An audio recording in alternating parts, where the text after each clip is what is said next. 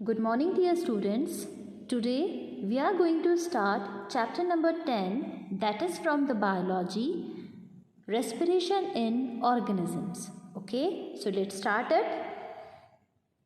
Every organism needs energy to carry out its life processes. That means her living organism को life processes को continue करने के लिए energy की need होती है. ठीक है. For example, we need energy to walk, run और to do any work. We require energy to write, read, eat and talk.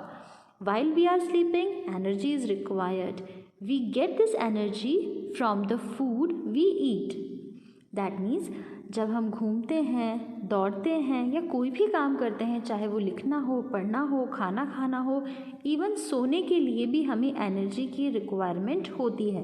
That means her living organism को किसी भी काम को करने के लिए एनर्जी की रिक्वायरमेंट होती है. बिना एनर्जी के कोई भी काम नहीं हो सकता. ठीक है. और इस एनर्जी का सोर्स क्या है? वो फूड जो हम खाते हैं. ठीक है. All living organisms need oxygen of air for the breakdown of digested food to obtain energy. ठीक है. जितने भी लिविंग ऑर्गेनिज्म होते हैं ये डाइजेस्टेड फूड से एनर्जी लेने के लिए क्या लेते हैं? ऑक्सीजन. ऑक्सीजन को एयर में से एब्जॉर्ब करते हैं. ठीक है. Respiration is the process of taking in oxygen, using it for the release of energy by breakdown of food and eliminating the waste product carbon dioxide and water. अब यहाँ पे हमें रेस्पिरेशन का मीनिंग बताया है, उसकी डेफिनेशन बताई है. ठीक है. बेसिकली रेस्पिरेशन क्या है? ठीक है. रेस्पिरेशन में हम ऑक्सीजन को अपने अंदर लेते हैं. ठीक है. उसका यूज़ किस में आता है? ब्रेकडाउन ऑफ फूड में. ठीक है. फूड को छोटे छोटे टुकड़ों में ब्रेक डाउन करने के बाद उससे हमें उसको एनर्जी में कन्वर्ट करने के लिए, उससे एनर्जी को रिलीज़ करने के लिए हम इस ऑक्सीजन का यूज़ करते हैं. ठीक है. और अल्टीमेटली हमारे पास वेस्ट प्रोडक्ट क्या बनते हैं? Carbon dioxide and water. ठीक है. ये दोनों हमारी बॉडी में से बाहर आ जाते हैं. आप सभी जानते हैं जब हम ब्रीथ करते हैं तो ऑक्सीजन रिच एयर हमारे अंदर जाती है और जो एयर हम बाहर निकालते हैं उसके अंदर कार्बन डाइऑक्साइड बहुत ज़्यादा मात्रा में होती है. ठीक है. Now it involves 2 steps, external respiration breathing and internal respiration cellular respiration. ठीक है. हम इन दोनों के बारे में वन बाय वन पढ़ेंगे. So first one is external respiration और breathing. The process of taking in air rich in oxygen and giving out air rich in carbon dioxide by the living organism with the help of their respiratory organ is known as external respiration. That means breathing. ठीक है. तो breathing क्या होती है? Oxygen rich air को अपने अंदर लेना और कार्बन डाइऑक्साइड रिच एयर यानी वो एयर जिसमें कार्बन डाइऑक्साइड बहुत ज़्यादा है उसको बाहर निकालना. किसकी हेल्प से? हमारे रेस्पिरेटरी ऑर्गन्स की हेल्प से. इसी प्रोसीजर को हम क्या कहते हैं? External respiration. That means breathing. ठीक है. Internal respiration also called cellular respiration. जैसे एक्सटर्नल रेस्पिरेशन का नाम था ब्रीदिंग, उसी तरीके से इंटरनल रेस्पिरेशन का एक और नाम क्या है? Cellular respiration. Okay. The process of breakdown of food that means glucose in the cells with the release of energy is called internal respiration और सेल्यूलर रेस्पिरेशन. ठीक है. ग्लूकोज ये हमें कहाँ से मिलता है? फूड से. ठीक है. हम ये मान के चलते हैं कि हमारे को फूड में से हमारी जो इंटेस्टाइन की वॉल्स जो हैं वो किसको एब्जॉर्ब कर रही हैं? ग्लूकोज को. ठीक है. तो ब्रेकडाउन ऑफ फूड से हमें क्या मिल रहा है? ग्लूकोज. तो अल्टीमेटली हम यही स्टडी करते हैं कि ग्लूकोज से हमें एनर्जी कैसे मिल रही है. ठीक है. So the process of breakdown of food that means glucose in the cell. हमारी सेल के अंदर ग्लूकोज से एनर्जी किस तरीके से रिलीज़ हो रही है उस प्रोसीजर को हम क्या कहते हैं? Internal respiration. ठीक है। Cellular respiration is of two types, ये दो तरीके का होता है। First one is aerobic respiration and second one is anaerobic respiration. ठीक है, फर्स्ट एरोबिक रेस्पिरेशन और दूसरा एनारोबिक रेस्पिरेशन। हम इन दोनों के बारे में नेक्स्ट पैराग्राफ में पढ़ेंगे। ठीक है। Now aerobic and anaerobic respiration. Respiration usually take place in the presence of oxygen of air.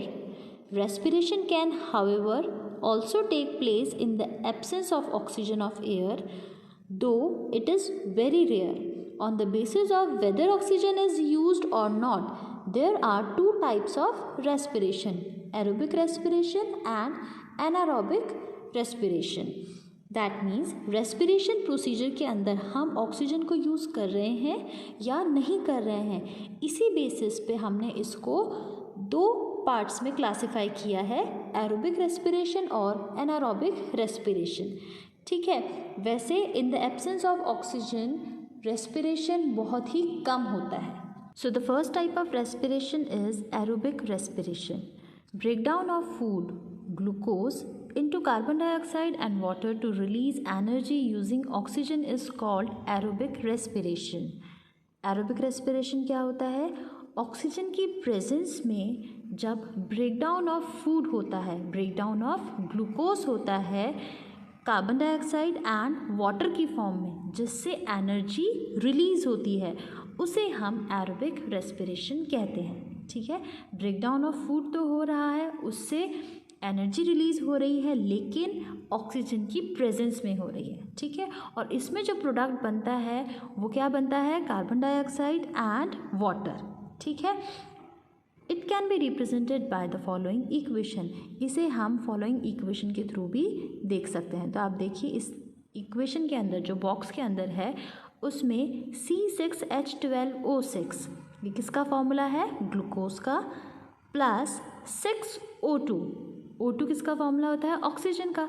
6 का मीनिंग हुआ यहाँ पे 6 मॉलिक्यूल्स ऑक्सीजन के यूज में आ रहे हैं। ठीक है, during aerobic respiration it gives us 6 CO2, that means 6 molecules of carbon dioxide plus 6 H2O, that means 6 molecules of water plus energy. Okay, most of the living organism carry out aerobic respiration and such organisms are called aerobes. तो जिन organisms में aerobic respiration होता है उनको हम क्या बोलते हैं? aerobes बोलते हैं। most of the organisms में aerobic respiration ही होता है। ठीक है, it is the most efficient form of respiration. Now the second form of respiration is anaerobic respiration. That means वो respiration जिसमें ऑक्सीजन present नहीं होती। ठीक है, some organisms like yeast and some bacteria do not require oxygen during respiration. कुछ organism ऐसे भी होते हैं जैसे कि यीस्ट है, बैक्टीरिया है, उन्हें रेस्पिरेशन के लिए ऑक्सीजन की रिक्वायरमेंट नहीं होती। Breakdown of food glucose into alcohol and carbon dioxide with the release of energy without the use of oxygen is called anaerobic respiration. तो anaerobic respiration में पहली चीज़ ऑक्सीजन की नीड नहीं है, दैट मीन्स विदाउट ऑक्सीजन ये respiration होगा। Secondly, इसमें जो ब्रेकडाउन ऑफ फूड होगा एनर्जी रिलीज करने के लिए, उसमें जो प्रोडक्ट बनेगा वो कार्बन डाइऑक्साइड के साथ वाटर नहीं होगा, क्या होगा? अल्कोहल। ठीक है, हमने जो एरोबिक रेस्पिरेशन पढ़ा था उसमें कार्बन डाइऑक्साइड के साथ में वाटर था, यहाँ पे एनारोबिक रेस्पिरेशन में कार्बन डाइऑक्साइड के साथ अल्कोहल जनरेट हो रहा है। Okay, it can be represented by the following equation. फिर से इस बॉक्स के अंदर एक इक्वेशन लिखी हुई है, C6H12O6, ये किसका फॉर्मूला होता है? ग्लूकोज का। अब इसमें ऑक्सीजन तो प्रेजेंट है नहीं, तो हम ऑक्सीजन मॉलिक्यूल्स नहीं लिखेंगे। Without the use of oxygen in anaerobic respiration, it gives twice of C2H5OH. C2H5OH क्या है? Alcohol, ethyl alcohol.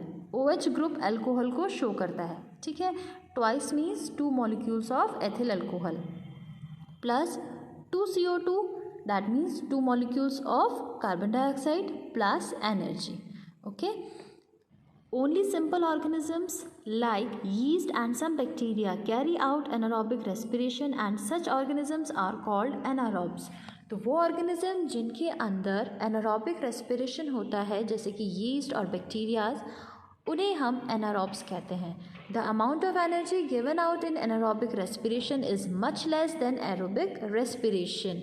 Aerobic respiration में जो एनर्जी रिलीज़ होती है वो बहुत ज़्यादा होती है, जबकि एनारोबिक रेस्पिरेशन में जो एनर्जी रिलीज़ होती है वो बहुत ही कम होती है. Let us understand the difference between aerobic and anaerobic respiration. अब हम एरोबिक और एनारोबिक रेस्पिरेशन के डिफरेंसेस टेबुलर फॉर्म में देखें. Now there are differences between aerobic and anaerobic respiration in the table. ठीक है, यहाँ पे हमें एरोबिक रेस्पिरेशन और एनारोबिक रेस्पिरेशन के डिफरेंसेस टेबुलर फॉर्म में दिए हैं, जिसके पैरामीटर्स है presence of oxygen, breakdown of food and product and amount of energy release. ठीक है, तो हमने क्या क्या पैरामीटर्स लिए. फर्स्ट वन तो है प्रेजेंस ऑफ ऑक्सीजन. तो हमें पता है एरोबिक रेस्पिरेशन में तो ऑक्सीजन प्रेजेंट होती है, जबकि एनारोबिक रेस्पिरेशन में ऑक्सीजन एब्सेंट होती है. ठीक है. Breakdown of food, complete breakdown of food glucose take place, whereas in anaerobic respiration incomplete breakdown of food, that means glucose take place. ठीक है. ब्रेकडाउन ऑफ फूड कंप्लीट किस में होता है, एरोबिक रेस्पिरेशन में, जिसमें ऑक्सीजन प्रेजेंट होती है. ठीक है. और एनारोबिक रेस्पिरेशन में क्योंकि ऑक्सीजन प्रेजेंट नहीं होती तो कंप्लीट ब्रेकडाउन नहीं होता. ठीक है. Now come to the third point, that is end product. Final product हमें क्या मिल रहा है. एनारोबिक रेस्पिरेशन में हमें फाइनल प्रोडक्ट मिल रहा था कार्बन डाइऑक्साइड और उसके साथ में अल्कोहल, जबकि एरोबिक रेस्पिरेशन में एंड प्रोडक्ट में हमें कार्बन डाइऑक्साइड के साथ वाटर मिलता है. ठीक है. अमाउंट ऑफ एनर्जी रिलीज्ड, ये हमने अभी थोड़ी देर पहले पढ़ा है कि एरोबिक रेस्पिरेशन में एनर्जी ज़्यादा रिलीज़ होती है, जबकि एनारोबिक रेस्पिरेशन में क्योंकि कंप्लीट ब्रेकडाउन ही नहीं हुआ तो एनर्जी भी कैसे रिलीज़ होगी, बहुत ही कम रिलीज़ होगी. Okay. Now we will read here a fact, that is yeast are single celled organism. Yeast कैसे होते हैं, सिंगल सेल ऑर्गेनिज्म, इनके अंदर एक सिंगल सेल होती है. ठीक है. They respire anaerobically and during this process yield alcohol. They are therefore used to make wine and beer. ठीक है. यीस्ट जो है कौन सा रेस्पिरेशन करते हैं, एनारोबिक. ठीक है. और इसीलिए इस प्रोसीजर की ड्यूरेशन में अल्कोहल जनरेट होता है, तो इनका यूज़ किस में होता है, वाइन एंड बियर बनाने में. ठीक. Now come to the next topic, anaerobic respiration in muscles. Our muscle cells can also respire anaerobically, but only for a short period of time. हमारी जो मसल सेल्स होती है ये भी एनारोबिकली रेस्पायर कर सकती है. दैट मीन्स ऑक्सीजन की एब्सेंस में रेस्पिरेशन हो सकता है, लेकिन एक बहुत ही शॉर्ट पीरियड ऑफ टाइम के लिए. During a heavy exercise, fast running, cycling, walking for many hours or heavy weight lifting, the demand for energy is high, but the supply of oxygen to produce the energy is limited. In other words, during a heavy exercise, demand of energy is more, but the supply of energy is less. Okay, that means ये anaerobic respiration होता कब है, जब हमें access energy की requirement होती है. Access energy की रिक्वायरमेंट कब होती है, जब हम कोई हैवी वर्क करते हैं, जैसे रनिंग, फास्ट वॉकिंग, साइकिलिंग, या फिर हैवी एक्सरसाइज किया या हैवी वेट को लिफ्ट किया. तो ऐसे काम जिनके लिए हाई एनर्जी की नीड होती है, उस टाइम एनारोबिक रेस्पिरेशन होता है. क्यों होता है, क्योंकि एरोबिक रेस्पिरेशन के थ्रू जो एनर्जी मिल रही है वो तो रूटीन एनर्जी है. ठीक है. अगर आपको एक्स्ट्रा वर्क करना है, एक्स्ट्रा एनर्जी की रिक्वायरमेंट है, तो क्योंकि ऑक्सीजन की सप्लाई तो लिमिटेड है. ठीक है. तो एक्सेस एनर्जी प्रोड्यूस करने के लिए in the absence of oxygen he respiration करना पड़ेगा, ताकि कि थोड़ी सी एनर्जी एक्स्ट्रा रिलीज हो. ठीक है. So to fulfil the demand of extra energy, anaerobic respiration takes place in our muscle cells in the absence of oxygen. तो इस एक्स्ट्रा एनर्जी की डिमांड को फुलफिल करने के लिए ही एनारोबिक रेस्पिरेशन होता है हमारी मसल सेल्स में, ऑक्सीजन की एब्सेंस में, ताकि हमें एनर्जी मिल सके. ठीक है. The food glucose breaks down into lactic acid and releases some energy as shown in the equation given below. तो जो ग्लूकोज है वो अब किस में कन्वर्ट हो जाता है, किस में ब्रेक डाउन होता है, लैक्टिक एसिड में और एनर्जी में. ठीक है. इसे इक्वेशन फॉर्म में भी शो किया हुआ है बॉक्स के अंदर. You can see it. Glucose in muscle cells in anaerobic respiration gives us lactic acid and energy. ठीक है. After a heavy exercise, very fast running, cycling, etc., we sometimes get muscle cramps. The muscle cramps occur when muscle cells respire anaerobically. ठीक है. तो heavy exercises के बाद हम क्या देखते हैं कि हमारी मसल्स में क्रैम्प्स आने लग जाते हैं. ठीक है. इनका रीज़न क्या होता है कि मसल सेल्स के अंदर एनारोबिक रेस्पिरेशन हो रहा है. ठीक है. The partial breakdown of glucose produces lactic acid. The accumulation of lactic acid in the muscle cells causes muscle cramps. ठीक है. तो ग्लूकोज के पार्शियल ब्रेकडाउन से क्या प्रोड्यूस हो रहा था, लैक्टिक एसिड. ये जब हमारी मसल सेल्स में एक्यूमुलेट हो जाता है, जमा हो जाता है, तो मसल सेल्स में क्रैम्प आने लग जाते हैं. ठीक है. We get relief from cramps after a hot water bath or a massage. एक मसाज के थ्रू या फिर हॉट वाटर से बाथ लेने के बाद हमें इन क्रैम्प्स में रिलीफ मिलता है. ठीक है. A hot water bath or massage increases the circulation of blood in these muscles. As a result, the supply of oxygen to the muscle cells increases. The increase in the supply of oxygen results in the complete breakdown of lactic acid into carbon dioxide and water and hence gives relief from the cramps. ठीक है. तो हम क्या जानते हैं कि हमारी body के सेवरल पार्ट्स में जो ऑक्सीजन कैरी करता है वो कौन करता है, ब्लड. ठीक है. तो जब हॉट वाटर बाथ लेते हैं या फिर मसाज करते हैं तो ब्लड सर्कुलेशन इंक्रीज़ होता है. ब्लड सर्कुलेशन इंक्रीज़ होगा, दैट मीन्स उस पर्टिकुलर पार्ट में ऑक्सीजन की सप्लाई इंक्रीज़ हो जाएगी. जब वहाँ ऑक्सीजन की सप्लाई इंक्रीज़ होगी तो उस पर्टिकुलर पार्ट में जो लैक्टिक एसिड बना है अब उसका कंप्लीट ब्रेकडाउन हो जाएगा और कंप्लीट ब्रेकडाउन के बाद वो कार्बन डाइऑक्साइड एंड वाटर में कन्वर्ट हो जाएगा और हमें और एनर्जी देगा. ठीक है. और जब कंप्लीट उसका ब्रेकडाउन हो जाएगा तो लैक्टिक एसिड का एक्यूमुलेशन भी ख़त्म हो जाएगा. ठीक है. और ये एक्यूमुलेशन ख़त्म होते ही हमें क्रैम्प्स में रिलीफ मिल जाएगा. Okay. Now anaerobic respiration is also seen in some parasitic animals like roundworms and flatworms that lives in alimentary canal as they do not get oxygen in the alimentary canal. ठीक है. तो anaerobic respiration और किन में होता है, जो parasitic animals होते हैं. ठीक है. जैसे कि राउंड वॉर्म्स हैं, फ्लैटवॉर्म्स हैं, ये पैरासिटिक है, ये किसी दूसरे एनिमल के अंदर जिंदा रहते हैं, उन पे डिपेंडेंट होते हैं. ठीक है. तो ये कहाँ रहते हैं, एलिमेंट्री कैनाल के अंदर, और वहाँ पे ऑक्सीजन की कोई सप्लाई नहीं होती. जब वहाँ कोई सप्लाई नहीं होगी तो उनमें रेस्पिरेशन कैसा होगा, anaerobic. Okay.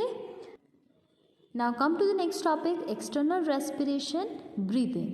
We normally breathe through our nose और sometimes even through the mouth. If you close our nostrils and mouth tightly, we soon start feeling uneasy and cannot hold our breath even for a minute. We cannot live for more than a few minutes without breathing air. That means हम normally जो breathe करते हैं वो nose के through या फिर अपने mouth के थ्रू करते हैं. ठीक है. अगर हम अपने नोस्ट्रल्स को और माउथ को टाइटली बंद कर देंगे तो हम थोड़ी देर में बहुत ही अनईजी फील करने लग जाएंगे, सफोकेटेड फील करने लगेंगे. ठीक है. हम 1 मिनट के लिए भी अपनी सांस को रोक करके नहीं रह सकते. ठीक है. और इनफैक्ट कुछ मिनट से ज़्यादा तो हम जिंदा भी नहीं रह सकते विदाउट ब्रीथिंग द एयर. ठीक है. Now the taking in of air rich in oxygen into the body is called inhalation. The giving out of air rich in carbon dioxide outside the body is called exhalation. ठीक है, तो inhalation क्या होता है? जो हम air अपनी body के अंदर लेते हैं जो कि ऑक्सीजन रिच होती है, यानी जिसमें ऑक्सीजन ज़्यादा अमाउंट में होती है। ठीक है, और वो एयर जिसको हम अपनी बॉडी से बाहर निकालते हैं वो कार्बन डाइऑक्साइड रिच होती है, उसमें कार्बन डाइऑक्साइड ज़्यादा प्रेजेंट होती है। उस प्रोसीजर को हम क्या कहते हैं? एक्सहेलेशन कहते हैं। ठीक है, बॉडी में एयर को अंदर लेना इन्हेलेशन और एयर बाहर छोड़ना एक्सहेलेशन। ठीक है, breathing is a continuous process which goes on all the time and through out the life of an organism. ठीक है, तो जो ब्रीदिंग प्रोसीजर होता है कंटिन्यूस होता है और कंप्लीट लाइफ तक होता रहता है, यानी थ्रू आउट द लाइफ ये चलता ही जाता है। ठीक है, now come to the next topic that is breathing rate. What is breathing rate? ठीक है, we have just learn that in breathing both inhalation and exhalation take place. A breath means one inhalation plus one exhalation. ठीक है, हमने अभी क्या देखा था कि ब्रीदिंग के अंदर इन्हेलेशन भी होता है और एक्सहेलेशन भी होता है।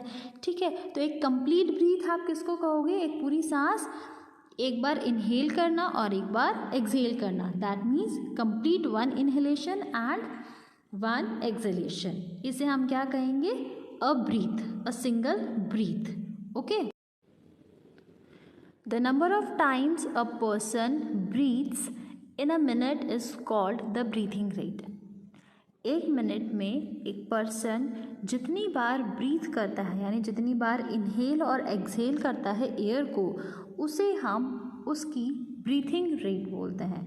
ठीक है, on an average a healthy adult human being at rest breathe in and out 12 to 18 times a minute. During a heavy exercise, the breathing rate can increase up to 25 times per minute. Do you know why? देखो, एक healthy adult जो होता है वो 12 to 18 times breathe करता है एक minute में। ठीक है, अपनी रेस्ट पोजीशन में, दैट मीन्स जब वो कोई काम नहीं कर रहा है। ठीक है, लेकिन जब वो हैवी एक्सरसाइज करता है तो ये ब्रीदिंग रेट जो है 25 टाइम्स पर मिनट तक भी इंक्रीज हो जाती है। ऐसा क्यों होता है? This is because whenever we do a heavy exercise we need extra energy. We not only breathe fast but also take deep breaths. As a result, more oxygen is inhaled and supplied to our cells. It speeds up the breakdown of food and more energy is released.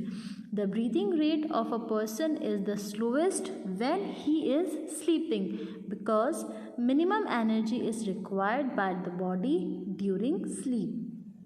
तो जब heavy work होता है तब क्या होता है?